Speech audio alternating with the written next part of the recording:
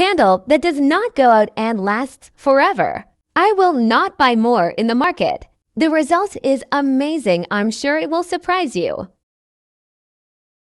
I will start today's tip using a container and then fill with coarse salt to half. Make this candle in your home. I'm sure you will be impressed. And thank me after learning this tip. Best of all, this tip is adaptable. You can change or add items which will change its aroma and still keep the main function. And before I forget, tell me which city you watch so I can send you a special hug. Today's hug goes to Renata Luna.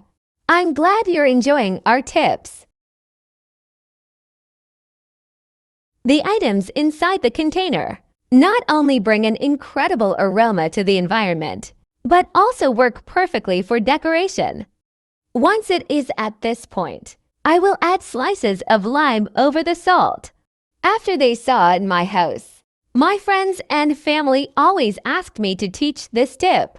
Now we will also use water. The ideal is to use until almost complete the container. Then we will also use cloves. The amount is your choice. It will be the main item to bring the incredible and pleasant smell of our candle and also act against the insects of the environment. Now I will also add cinnamon, but this part is optional. Put the amount you prefer.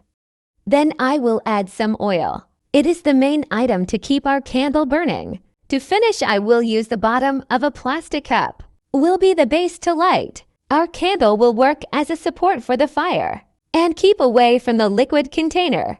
The last item we will use is a wick to keep the flame burning. Tell me if you have any different tips. I would love to know your tip ideas. If you prefer, you can even add some aroma or perfume to also add aroma in all environments that use this tip. Now just light it and our tip is ready. It is amazing. Besides being a great piece of decoration and brighten the environment, it has its main function to keep the insects away. I hope you like this tip. Tell me later if you got the desired result for use in your home. Thank you for watching this video so far. See you in the next video. Bye.